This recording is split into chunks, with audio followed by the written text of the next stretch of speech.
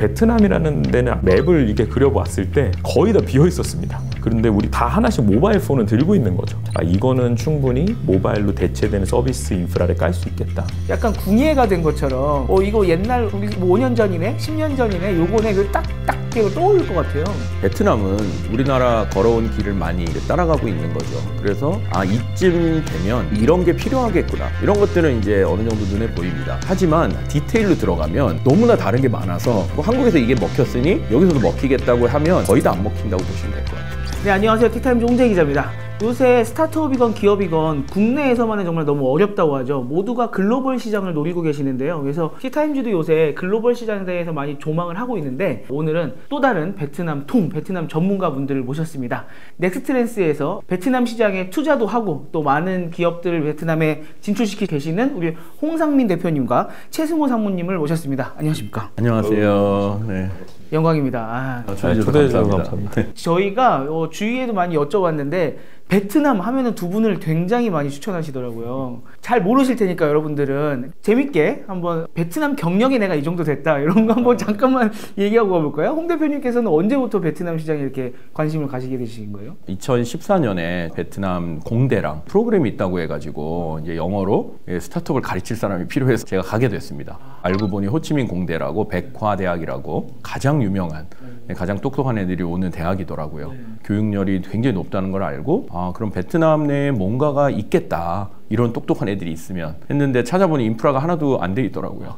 예, 그래서 그때 지도를 그려봤습니다. 어느 인더스트리에 어떤 게 존재해야 되는데 있을까? 보통 카테고리별로 어떤 회사들이 딱 차지하고 있는지 그런 지도를 하나 그려보셨군요. 네, 그런데 거의 다 비어 있더라고요. 이게 기회 아닐까? 라는 생각을 하게 돼서 이제 2015년부터 최승호 상무가 저희 회사에 조인하고 본격적으로 가게 된 게 9년 전에 가게 됐습니다. 대표님이 한 번은 벤처캐피탈 강의하실 때 이제 저한테 얘기를 해주시더라고요. 꼭 베트남을 가야 된다고. 그래서 베트남에 도대체 뭐가 있는지 모르다가 대표님께서 이제 그러면 이번에 한번 같이 가봐서 한번 경험을 해봐라 해서 저도 가서 보고 되게 비슷한 경험을 했습니다. 아이들이 너무 똑똑하고 그리고 같이 밥을 먹는데 옆에다가 노트북을 틀어놓고 그리고 계속 제가 얘기하는 거를 적어가면서 본인들이 이제 발표를 해야 되는 뭐 이런 발표 자료들을 다 만들고 뭐 이런 모습들을 제가 보면서 이게 되게 똑똑한 친구들이구나. 근데 한 번은 이렇게 비가 막 내리는데 물이 이렇게 막 차오르는 거예요. 그래서 이제 배수 시설도 아직은 안 돼 있었던 시기였고, 그래서 이게 곧 다 구축은 되긴 할 텐데 그럼 언제쯤일까? 한 10년 정도까지 내가 뭔가 해볼 수 있는 일이 조금 더 많은 곳이 이곳이겠다는 생각은 좀 들어가지고 그때 이제 조금 더 적극적으로 좀 오게 된 것 같습니다. 한 10년 정도 지나고 나면 어차피 저 사람은 엄청 커 있을 거고 창업자가 나는 호영호제하고 있을 테니까 이렇게 친구처럼 그런 딱 기회를 보셨군요. 근데 홍 대표님은 사실은 베트남 전문가라기보다는 그 훨씬 예전부터 뭐 실리콘밸리라던가 이 글로벌 마켓에 대한 투자 아니면 스타트업 이런 데 도와주시는 그 전문가셨잖아요. 어떻게 아무리 베트남에 잠깐 기회를 봤다고 하셔도 확 이렇게까지 바꿀 만한 그런 계기가 있으셨어요? 그러니까 미국은 뭐 여전히 이제 지금도 활동을 하고는 있지만 사실은 미국은 굉장히 어려운 시장이지 않습니까? 특히 이제 한국인으로서 미국 마켓에 가서 강력한 경쟁자들과 끊임없는 경쟁을 하면서 성장을 해 나간다는 게 또 자본이 엄청나게 많이 들어가고 그게 이제 쉬운 시장은 아닌 것 같습니다. 근데 이제 베트남을 보니 한국에 대한 또 굉장히 좋은 감정과 선호가 크더라고요. 그리고 이제 그게 일단은 저희한테도 장점이었고요. 또 중국과 그다지 그렇게 사이가 좋지 않기 때문에 중국 자금이 또 들어오기가 만만치가 않은 시장이었던 것 같아요. 그 정도로 사이가 별로 안 좋아요? 네. 중국에서 투자를 받았다 그러면 약간 색안경을 끼고 볼 수도 있는 약간 그런 느낌을 받았습니다. 그러면 이제 자본도 많지 않은 시장이니 우리가 들어가기에 좀 적합한 시장이 아닐까? 그리고 저희가 생각할 때 가장 중요한 성장 동력은 교육이라고 생각합니다. 근데 어느 나라도 베트남처럼 이렇게 교육열이 한국과 같이 심한 나라가 많지는 않은 것 같아요. 그런 것들을 보고 성장 가능성이 있다면 많은 나라가 있겠지만 그래도 여기가 인구 그리고 해외 경험, 젊은 어떤 열기, 교육열 이런 것들 또 정부가 사회주의다 보니까 계획적으로 추진을 또 하고는 있는 것 같아요. 그래서 인프라나 이런 것들도 어느 시기면 깔려지겠다. 그러면 여기가 기회가 있을 것 같다는 생각도 했습니다. 저도 베트남을 정말 안 가보다가 우연히 이제 작년에 여행을 한번 가봤었는데 마트를 갔었어요. 역시나 롯데마트더라고요.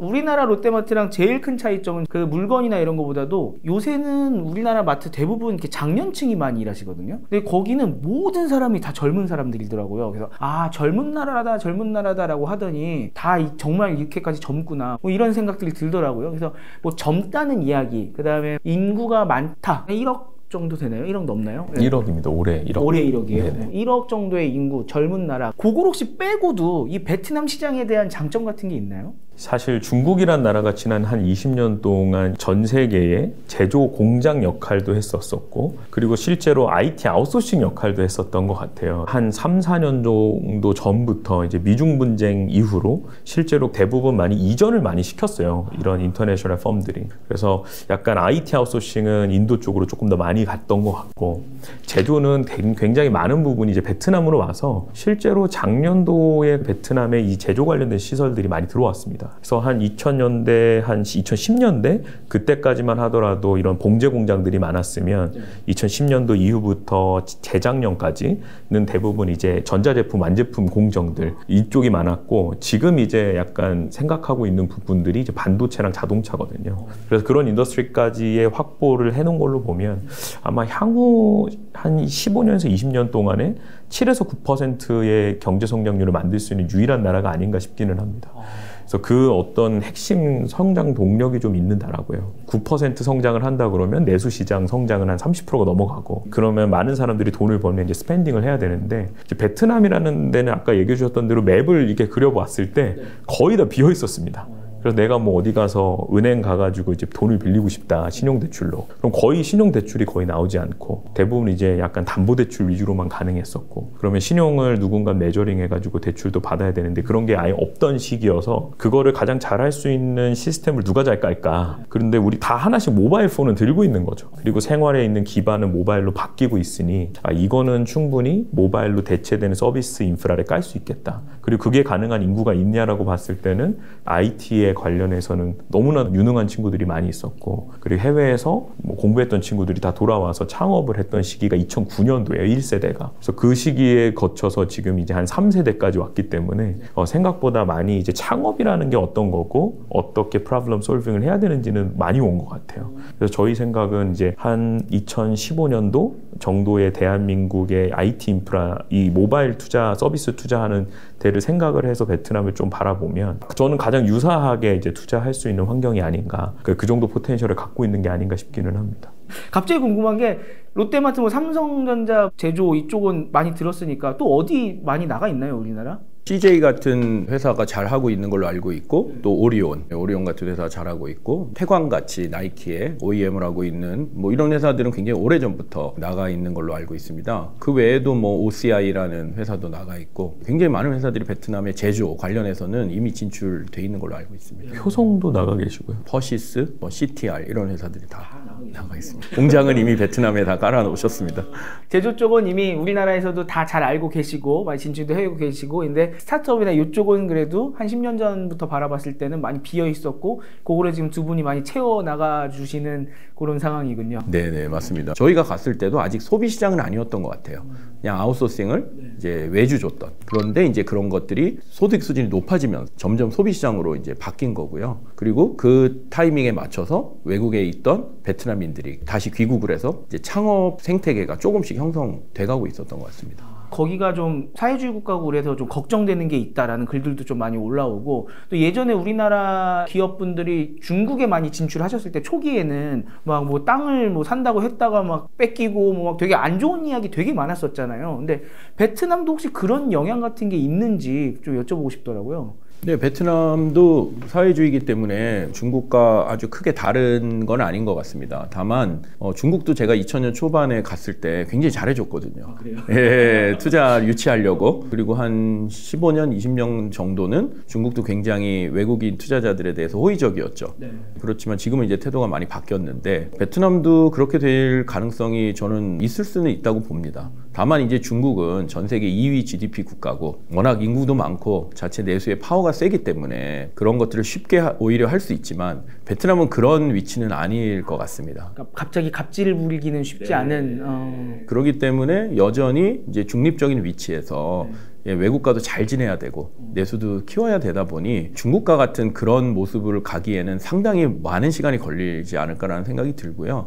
다만 이제 회색지대들이 많이 있습니다. 정부가 지원해주고 싶은 산업들은 오히려 잘 지원이 되고요. 정부가 좀 별로 좋아하지 않는 산업들은 오히려 철퇴를 맞을 수도 있는 위험도 존재는 하는 걸 같습니다. 중국 같은 경우는 관시라고 이게 무조건 공무원을 끼고 들어가야 된다 팁들이 있었잖아요. 베트남도 혹시 그런 팁이 있나요? 이 사회주의 국가이기 때문에 발생하는 그런 팁들이나 이런 게? 저희도 뭐 투자를 해서 엑시트한 케이스가 있기 때문에 저희가 그 프로세스를 다 밟아보니 실제로 공식적으로 지켜야 되는 프로세스만 잘 지키면 투자부터 회수까지 하는 거를 뭐 그렇게 어렵진 않았던 어려운 부분은 좀 있었지만 불가능하지는 않다. 그리고 충분히 다 가능하도록 절차적으로는 다 되어 있고 그리고 그런 것들은 협의 가능한 수준들도 어느 정도 있는 것 같습니다. 그래서 엄청 뭐 무서워가지고 못 들어갈 만한 뭐 그런 경우는 전혀 아니었던 것 같아요. 우리나라에서 기업할 때 어려움 정도보다 뭐 이상하게 더 크다거나 그렇진 않다라고 생각을 해도 되겠네요. 네네. 그런데 이제 아무래도 공무원들이 뭔가 서류를 처리해 주거나 이런 것들은 아직 디지털화가 안 돼 있고 절차가 굉장히 복잡하고 오래 걸립니다. 그리고 이제 외환 관리에 대해서 캐피탈 컨트롤이 되게 세기 때문에 외환을 해외로 보내기 굉장히 어렵습니다. 그런 절차 때문에 엑시트를 하더라도 시간이 굉장히 오래 걸려요. 그래서 저희 포트폴리오의 대부분은 싱가포르의 법인을 갖고 있습니다. 근데 이제 라이센스 이슈 때문에 베트남에 세워야 되는 경우가 있습니다. 그런 경우에 저희가 엑시트를 했는데 1년 정도 걸렸습니다. 싱가포르는 하루 걸리거든요. 네, 그래서 그게 다큐 사인이나 이런 걸로 전자 사인하면 싱가포르는 바로 하고 송금하면 끝나는데 베트남은 그런 과정들이 거의 뭐 잘못하면 1년도 걸리기 경우가 있습니다. 돈 많이 버실 때는 조금 그냥 놔둬야 될 것 같습니다.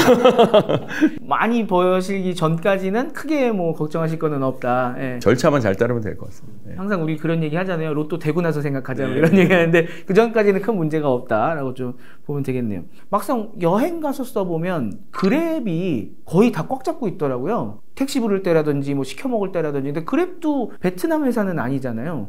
그런 외국 회사가 이 베트남에 서비스 하는 데 있어서는 뭐 그렇게 무섭거나 이런 건 없나 보네요. 저희가 2015년도에 처음 갔을 때는 우버를 거의 대부분 많이 썼었고 그래서 인터내셔널 그 서비스들이 들어와서 활동하는 데는 그렇게 문제는 없었습니다. 약간 가장 이제 민감하게 이제 정부에서 받아들이는 거는 돈을 벌었을 때 세금을 이제 베트남 내부에서 낼 수 있도록 하는 구조를 만드는 게 어찌 보면 가장 중요했던 포인트였지 이 서비스를 가지고 우리가 내수를 위해서 이걸 막겠다 이런 건 거의 없었고요. 그래서 오히려 약간 베트남인들을 위해서 더 나은 서비스가 있으면 적극적으로 이거를 더 장려하더라고요. 10년 전에는 거의 다 카테고리가 비어있다 그러셨었잖아요. 현 상황에 우리가 베트남에서 살거나 뭐 하는 베트남인이거나라고 했을 때 이 모바일 서비스, 그다음에 뭐 인터넷 디지털 서비스의 수준은 어느 정도까지 올라와 있어요? 저희가 처음 갔을 때는 이커머스라고 하면 라자다, 알리바바의 자회사인 라자다가 거의 유일한 시장을 점유하고 있던 회사였던 것 같습니다. 근데 웹 베이스였어요. 모바일이지만 모바일 앱보다는 많은 사람들이 웹을 쓰고 있었어요. 이제 웹이 한 90%, 이제 10%가 앱. 근데 지금은 거의 반대로 돼 있는 것 같아요. 그리고 이제 지금은 이커머스 시장이 많이 커져가지고 1.7 빌리언 정도 되니까 한 2조 정도가 됩니다. 물론 뭐 이커머스 전체로 따지면 더 크죠. 예, 하지만 우리나라 쿠팡과 네이버가 50조 정도를 하는 걸 보면 아직도 차이도 있고 맞습니다.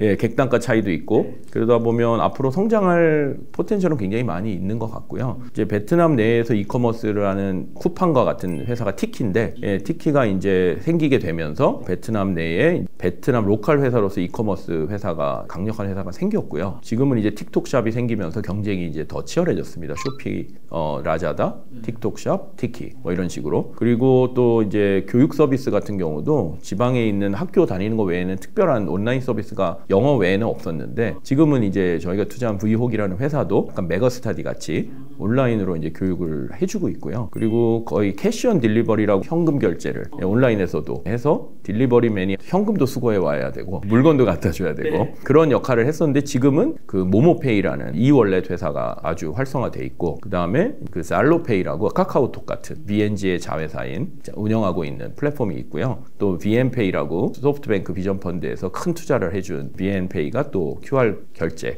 이런 것들을 지원하고 있어서 이제 결제, 그다음에 이커머스, 교육 이런 것들이 지금은 많이 활성화돼서 크게 불편하지 않게 사용하는 것 같습니다. 그냥 아주 범용적인 서비스, 뭐 물건을 사고 팔고 그리고 문자 메시지를 보내고 문자를 받고 뭐 이런 정도 수준의 서비스들의 이제 페네트레이션 레이트는 거의 한 80-90% 되는 것 같아요. 네, 그래서 지금은 이제 그런 경험들은 굉장히 잘 쌓여 있다. 이제 나머지 우리가 어찌 보면 특수 목적에 맞춰서 하는 영역들은 이제 한 시리즈 A나 뭐 이 정도 라운드까지는 온 것 같아요. 그래서 이제 그것들이 어떻게 성장하는지를 저희가 또 지켜보고 있는 단계에 있습니다. 당근마켓 있습니까? 네, 있긴 있습니다. 네, 네.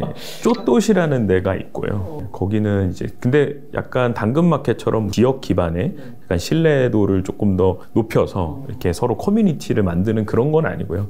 말 그대로 광고판입니다. 나 이런 거 갖고 있어, 네, 이런 거 판다. 뭐 이러면은 오셔서 연락하면 거기서 이제 물건 구매하는 그런 형태로만 되어 있지 뭐 다른 형태는 아직은 없습니다.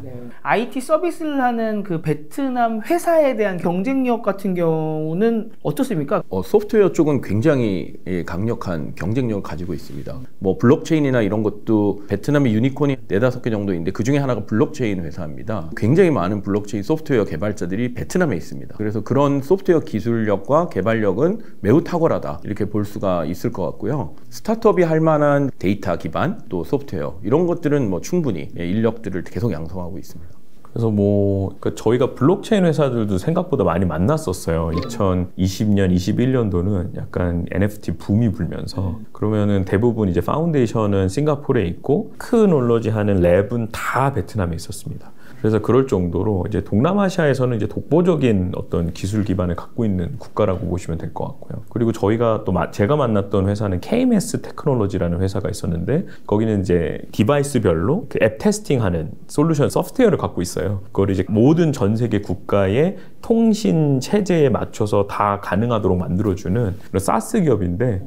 본사는 오히려 이제 베트남이고 세일즈하는 곳들이 아틀란타에 있습니다. 그래서 이제 그거를 뭐 전 세계를 커버하는 그런 걸로 보면은 굉장히 유능한 이런 사스도 개발할 수 있는 인력들도 베트남에 있는 것 같습니다. 네. 이 베트남 같은 경우도 그렇게 백화대학을 비롯해서 좀 이렇게 인재들을 배출하는 그런 시스템이 잘 돼 있나요? 한국은 대부분의 대학들이 종합대학으로 돼 있지 않습니까? 근데 베트남은 단과대학 형태로 많이 돼 있습니다.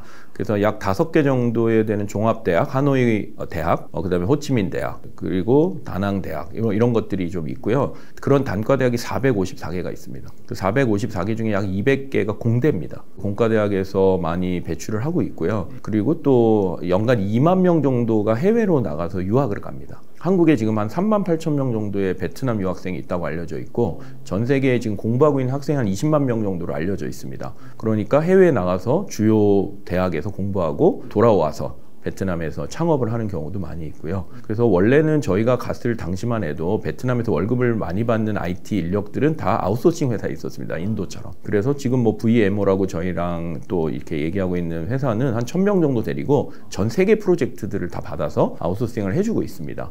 그런 회사들이 있었는데 어떻게 보면 공장인 거죠. 소프트웨어 공장. 월급은 많이 받지만 자율권은 없는. 그래서 이제 꿈을 이루기 위해서 그런 인력들이 창업을 많이 2015년 이후로. 근데 이제 당시에는 투자해 줄 사람이 없었기 때문에 창업이 어려웠거든요. 근데 지금은 이제 전 세계에서 베트남에 또 투자를 많이 하고 있기 때문에 창업 환경도 좋아져서 이제는 소프트웨어 인력들이 창업 쪽으로 많이 기울어 가고 있습니다. 그리고 저희가 아는 이제 마인드엑스라는 회사가 있는데 코딩 교육하는 회사입니다. 거기도 굉장히 투자를 많이 받아서 뭐 싱가포르까지 진출할 정도로 굉장히 많이 받고 거기가 뭐 매년 뭐 한 2-3배씩 성장을 하더라고요. 그래서 그럴 정도로 그냥 테크에 대한 개발 그리고 테크에 대한 교육에 대한 열은 굉장히 많은 것 같아요. 이 정도면은 교육열이 엄청 높다는 얘기인데 사교육 시장은 어떻습니까?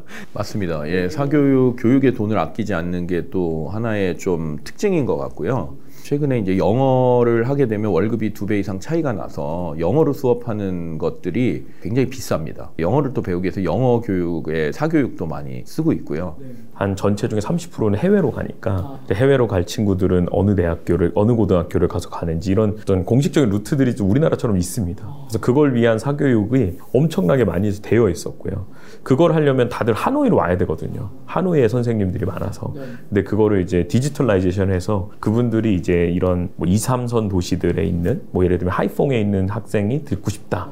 그럼 이거를 이제 온라인으로 플랫폼에서 교육시켜주는 이런 데들이 이제 굉장히 많이 늘어나고 있는 상황입니다. 그래서 뭐 저희가 투자한 V혹도 이제 그런 회사고요. 그래서 어린 친구들, 약간 초등학교 친구들한테도 구몬학습이나 뭐 이런 게 필요하잖아요. 이제 그런 게 사실 또 많이 없고, 그러다 보니 그런 것들을 할 수 있는 시스템도 지금 V혹이 제공해주고 있고, 그리고 파스라고 최근에 낸 게 이제 대형 강의예요. 약간 온라인 라이브 대형 강의. 그래서 그거는 완전 그 메가스터디처럼 이런 솔루션도 제공을 하고 있습니다. 손주훈 선생님 가셔야 되는 거 아닙니까? 이거 뭔가 약간 궁예가 된 것처럼 이거 옛날 우리 뭐 5년 전이네, 10년 전이네, 요거네, 그 딱딱 떠오를 것 같아요. 그런 것 때문에 좀 더 수월하신 것도 있을 것 같고, 어떻게 좀 그것 때문에 발목을 잡힐 때도 있을 것 같은데 어떠세요?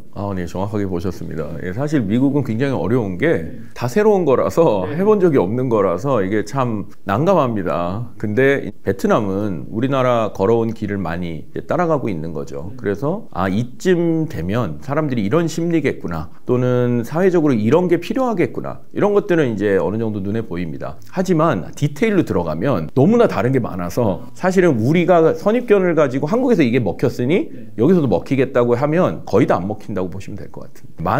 많은 부분들이 물가 수준의 차이도 있고, 또 날씨의 영향도 있고요. 그리고 그들이 어떤 살아가는 시스템도 다르고, 그렇기 때문에 한국 분들이 그냥 한국에서 성공한 시스템이 당연히 베트남 가면 되겠거니 하고 가셔서 실패하는 거를 많이 봤습니다. 딱 보니까 이거네 라고 해서 막상 가보면은 실전에서 다 나가 떨어지는 거군요. 맞습니다. 베트남뿐만 아니라 어느 나라든 그 나라 문화를 이해하기 위해서는 저는 거기에서 산다고 해서 꼭 다 알 수 있는 건 아닌 것 같습니다. 왜냐하면 살다 보면 너무 익숙해져서 오히려 당연하게 여기게 되는 거죠. 그렇지만 또 1년에 한두 번 가서는 또 알 수가 잘 없는 거죠. 그래서 사실 정기적으로 외부의 눈으로도 계속 보면서, 또 현지에 있는 직원이나 파트너를 통해서 사는 사람들에 대한 경험을 계속 보면서 저희가 두 가지를 동시에 추구해야만 외부적 시각과 내부적인 어떤 경험들을 결합해가지고 더 잘 투자를 하거나 사업을 할 수 있을 거라는 생각이 듭니다. 우리나라 같은 경우는 외국의 IT 서비스를 안착하기가 되게 어려운 나라 중에 하나잖아요. 근데 베트남 같은 경우는 그게 어떤가요? 좀 자국의 서비스들이 방어하고 있는 것, 자국 서비스에 대한 선호도, 이런 게 좀 어떤 수준인가요? 실제로 그런 건 전혀 없는 것 같아요. 그러니까 내가 생각하기에 혜택이 있거나 나에게 있어서 뭐 더 나은 서비스거나 아니면 나한테 뭐 더 저렴하게 뭔가를 제공해 줄 수 있는 서비스면은 굉장히 무분별하게 사용하는 것 같고요. 그러다 보니까 이제 뭐 자국 내 서비스라고 해서 뭐 그 서비스를 꼭 해야 되겠다, 이런 건 거의 없습니다. 그래서 실제로 경쟁하기에 되게 좋은 시장인 것 같고요. 다만 이제 이 고객들이 가지고 있는 페인 포인트를 정확히 해결하기가 다 어려운 거죠. 그리고 가격 탄력성이 워낙 높은 시장이라서 어느 다른 플랫폼이 이제 가격을 낮춰버리면 그쪽으로 쏠리는 형상도 굉장히 많이 있습니다. 그랩도 있고 고잭도 있고 많이들 진출해 있지만 갑자기 어느 한 군데에서 프로모션을 하면 로열티가 없어서 글로 다 몰려요. 그래서 그런 경우들이 있다 보니 어떻게 하면 조금 그들이 경쟁하지 못하는 경험들로 시장을 장악해 나가야 될까라는 고민을 해야 되고, 이제 두 번째는 제가 보니까 이게 결국에는 우리가 쓰는 돈 대비 그분들이 내는 돈이 더 많아서 이게 오퍼레이션이 되는 수준까지 가야 되잖아요. 근데 그 시기까지는 조금 더 남은 것 같아요. 지금은 우리가 그 커스터머를 애퀴지션 시키고 리테인 시키는데 비용이 더 많이 들어가고 그분들이 내는 돈이 적기 때문에, 그래서 그것까지 버틸 만한 최적의 효율적인 오퍼레이션을 찾아야 되지 않나라는 게 이제 저의 생각이기는 합니다. 뭐 미디어나 이런 것들은 여전히 뭐 페이스북, 틱톡, 인스타그램, 뭐 유튜브 이런 데 압도적으로 그들이 이제 다 장악을 하고 있고요. 그게 마치 생활처럼 돼 있어서 벗어나기가 쉽지는 않은 것 같습니다. 베트남에서 누군가 서비스를 만든다 하더라도 이미 생태계가 거기다 삶이 형성돼 있기 때문에 거기서 벗어나기는 좀 어려워 보이고요. 다만 이제 정부가 이제 규제하는 여러 가지 핀테크 산업이나 뭐 이런 쪽은 당연히 베트남에서 해야 되는 일들이 좀 존재하는 것 같고요. 다만 이제 여행이나 이런 것들은 굉장히 활성화가 돼 있지 않습니까? 동남아가. 그런데 이제 OTA 서비스나 우리나라는 야놀자나 뭐 이런 마이리얼 트립이나 이런 회사들이 잘 하고 있는데 베트남 내에서는 그런 회사가 딱히 없고 대부분 인도네시아의 트래블로카 이런 걸 그냥 쓰더라고요. 그런 거 보면 분명히 시장이 크고 열려 있음에도 불구하고 베트남 업체가 잘 못하는 영역도 여전히 좀 많이 존재하는 것 같고요. 이커머스도 물론 이제 티키가 잘 하고는 있지만 쿠폰을 주면 그냥 바로 다 옮기기 때문에 거의 돈의 전쟁이라고 지금은 봐야 될 것 같습니다. 그러니까 저희도 한국에서 뭐 누가 500원 더 싸게 해준다 그러면 과거에만 이렇게 옮겨 다녔지만 지금은 이제 유저 경험이 더 중요하지 않습니까? 근데 거기는 유저 경험보다는 아무리 유저 경험을 잘 만들어줘도 돈을 또 줘준다 그러면 이제 쉽게 옮기는 아직까지는 그런 민감도가 큰 시장이라고 봐야 될 것 같고요. 근데 저희가 보기에는 계속 그러지는 않을 것 같습니다. 향후에 한 뭐 10년 안에는 소득 수준도 올라가고 내가 돈에 의해서 움직이기보다는 더 좋은 경험을 추구하는 방향으로 가지 않을까 생각을 하고 있습니다.